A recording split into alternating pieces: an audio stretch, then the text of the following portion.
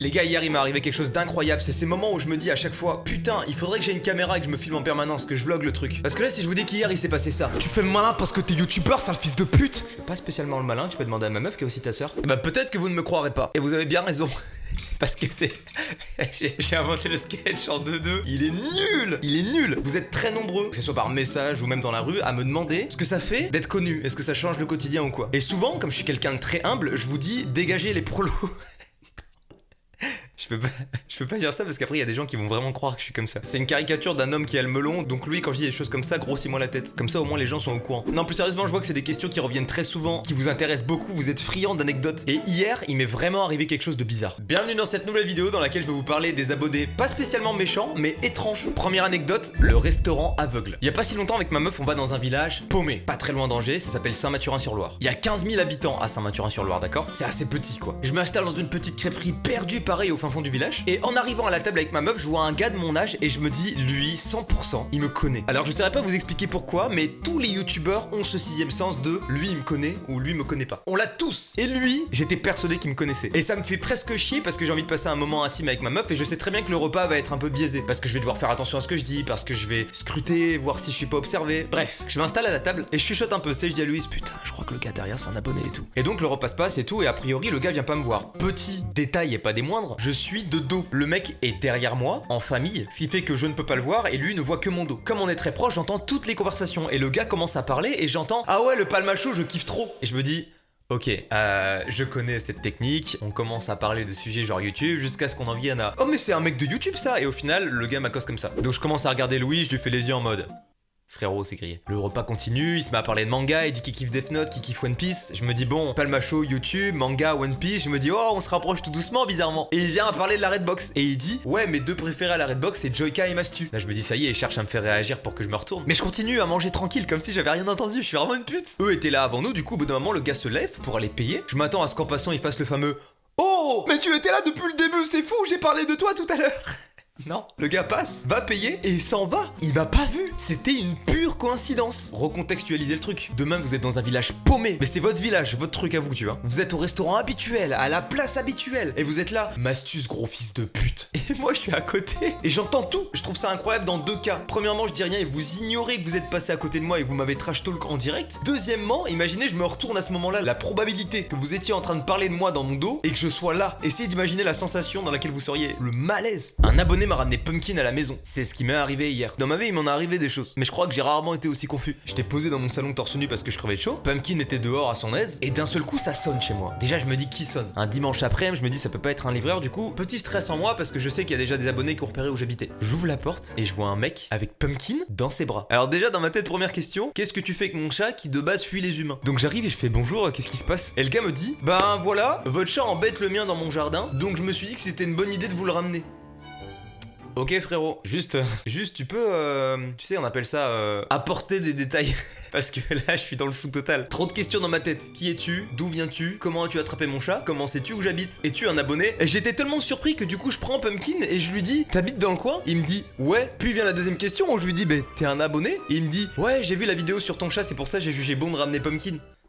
Ok. Et le gars est parti. Je sais pas comment il sait où j'habite et tout, je comprends pas. À moins que vraiment dans le quartier et tous les voisins se donnaient le mot en mode ouais, y a le youtubeur là-bas. Mais sinon je comprends pas. Frérot, si tu regardes la vidéo, tu m'as fait peur. C'est super intrusif. Ça part d'un bon sentiment, hein, j'imagine. Mais les rencontres abonnés surprises. Laissez-moi vous expliquer. Dans le top 1 des choses qui me perturbent le plus dans ma vie de youtubeur, c'est les rencontres abonnés surprises. Je m'explique. Je vous avais déjà raconté dans une vidéo qu'une fois j'étais allé à la pharmacie pour acheter une boîte de préservatifs. Il y avait personne dans la pharmacie à part un pharmacien. Je prends ma boîte de préservatifs, je regarde autour de moi, il y a personne, hop, je paye, je commence à faire demi-tour vers la porte de sortie, et là j'entends bonne journée Mastu venant du pharmacien. Voilà, c'est ça que j'appelle les rencontres abonnés surprises, c'est quand un gars reste très pro et qu'au bout d'un moment il finit par faire tomber le masque et te dire bah je te connais en fait, d'une certaine façon, tu vois. Et il m'est arrivé deux autres situations comme ça, très gênantes. On va y aller crescendo. La première, j'ai eu des lunettes récemment, vous l'avez vu, donc je vais chez l'ophtalmo, tout se passe bien, et ensuite je vais chez l'opticien. J'arrive là-bas avec ma meuf, on commence à choisir des lunettes et tout, je lui explique ce que je veux, pas de souci, le gars reste très pro, ça fait bien 15-20 minutes qu'on est ensemble, et aucun signe qui montre que c'est un abonné, surtout que le gars a genre la trentaine-quarantaine, tu vois. Du coup je me lâche un peu et on commence à avoir des discussions avec ma meuf genre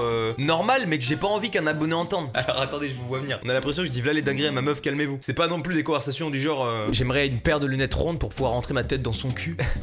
T'es con. con. Explique-lui au moins. Je suis un peu comme allergique aux lunettes carrées parce qu'elles me déchirent le trou du cul. Donc on s'est dit des ovales, en vrai ça passe. C'est un peu comme quand il saute à pieds joints dans mon cul en fait. Non, calmez-vous. Juste je saurais pas vous expliquer, mais par exemple, si je commence à lâcher des bails sur mon adresse, sur ma vie perso, je sais pas, des potes, ma mère, j'ai pas envie qu'un abonné entende. Et donc je parle avec cet opticien qui est très pro et tout. Et à un moment il me pose une question, il me dit est-ce que vous voulez des lunettes anti-lumière bleue là? Et je dis ouais carrément. Et le gars me regarde, après 20 minutes de professionnalisme intense, et me lâche un. Ok, lunettes anti-lumière bleue. Pour le montage ça. On se connaît, monsieur.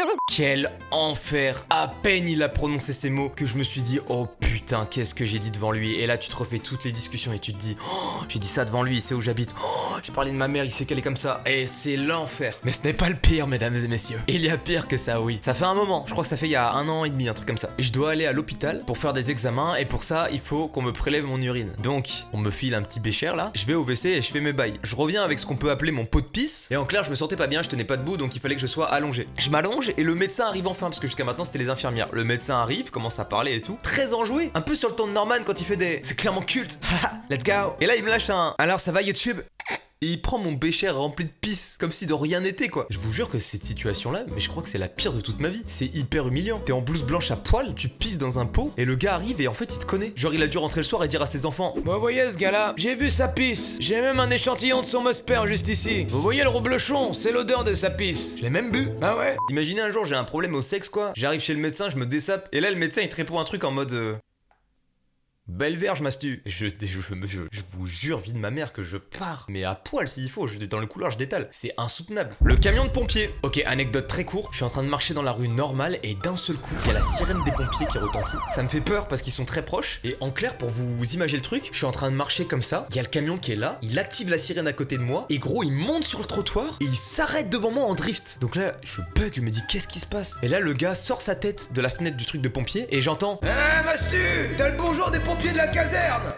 Ok, t'as mis la sirène pour... Bah ouais, c'est marrant, t'avais peur ou quoi? Non, sans rire, t'inquiète. Je dois y aller, mon grand, on te laisse, à la prochaine, Chauvaille-Cimer. Le camion est reparti aussi vite qu'il est arrivé, mais c'est le genre de moment où t'as du mal après à repartir et marcher comme si de rien n'était. Les gens te regardent, toi-même tu te dis qu'est-ce qui vient de se passer? Pas méchant, mais étrange. La baise. Ouais, c'est le titre. Juste la baise. Elle est assez récente celle-ci en plus. Je marche dans la rue, je croise un abonné qui arrive et qui me dit yo mec. Je fais yo, ça va? Il me dit ouais, super. J'ai regardé ta vidéo aujourd'hui. Je dis ah cool, t'as kiffé? Il me dit ouais, je l'ai regardé en baisant avec ma meuf. Ok.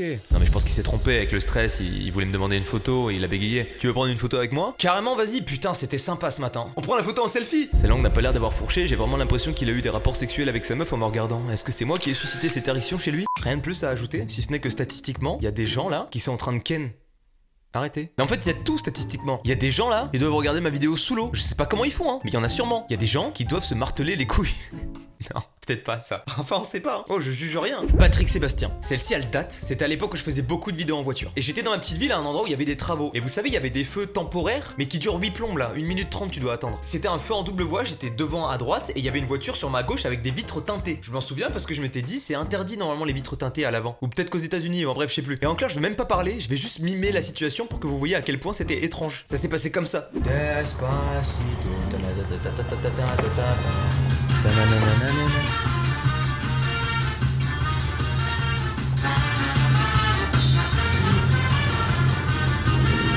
Le live Instagram. Il y a 1 semaine, je me balade avec ma meuf et je fais 7 photos. Posées au bord de l'eau tranquille. D'un seul coup, je croise un groupe de jeunes. Ils sont genre 4-5 à peu près de mon âge. Et ils arrivent et me font c'est toi le youtubeur? Ouais, c'est moi, salut. Démarre un live Insta tout de suite. Non, je... Démarre un live Instagram et je saute du pont Saint-Amer. Tu vas pas sauter du pont? Ah si, mon ref, tranquille, ça va te faire des vues, t'as capté? Ouais, mais tu vas mourir. Ouais, mais au moins on aura bien rigolé.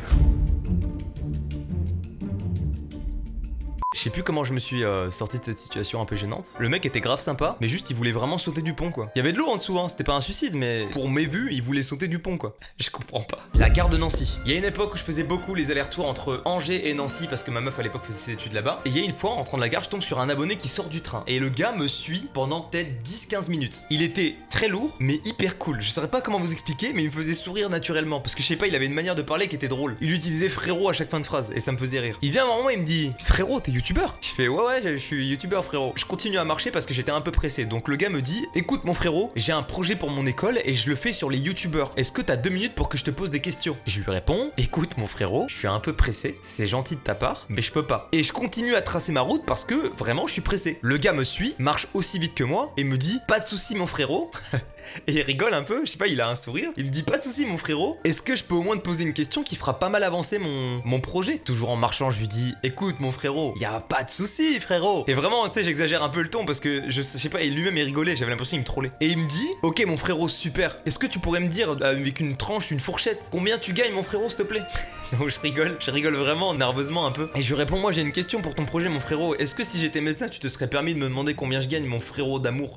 Et là ce fils de chien il a répondu ouais mais t'es pas médecin mon frérot. Il y a eu un blanc et j'ai juste dit frérot. Je sais pas où est ce gars, j'espère qu'il se reconnaîtra mais c'était incroyable. Enfin incroyable, oui et non, parce que c'était un peu lourd. Mais c'est vraiment la surutilisation du mot frérot qui me faisait rire. L'anecdote incroyable, celle-ci les gars elle est incroyable. C'est un truc là qui se fait dans l'instant T. En gros, pour vous expliquer, il y a des gens trop cool, trop beaux gosses qui regardent cette vidéo. Donc moi je suis là, je fais ma vidéo, j'essaie de les divertir, de les faire rire, de les faire sourire, de leur occuper 10 minutes de leur temps tu vois. Et là d'un seul coup... je me fais assommer comme ça, je me dis qu'est-ce qui se passe? Je regarde partout et là je dézoome vite fait, tu vois, comme ça, genre. Et je vois qu'est-ce qui m'a assommé, gros, c'est le bouton s'abonner. Juste en bas là, ce fils de pute. Moi j'ai le seum, je suis bloqué dans cet écran, tu vois, je peux rien faire. Heureusement, il y a, putain, voilà les beaux gosses qui regardent cette vidéo et ils ont la possibilité de me défendre en cliquant sur le bouton s'abonner. Avec leur souris, bam. Et en vrai, bah je les remercie parce qu'ils sont restés jusqu'à la fin de la vidéo pour me soutenir, ça fait plaisir. Et je suis content de raconter cette anecdote maintenant parce que je crois que c'est bientôt la fin de la vidéo.